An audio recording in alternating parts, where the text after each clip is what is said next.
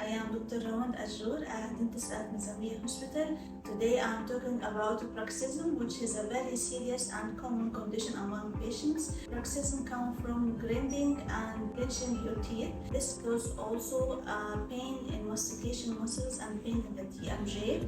So we have two options of treatment. The first one is Botox. And the Botox is injected in your mastication muscles, and the other non-invasive treatment is the night guard. We have two types of night guard: hard night guard and the soft night guard. We choose the most suitable treatment according to the patient condition.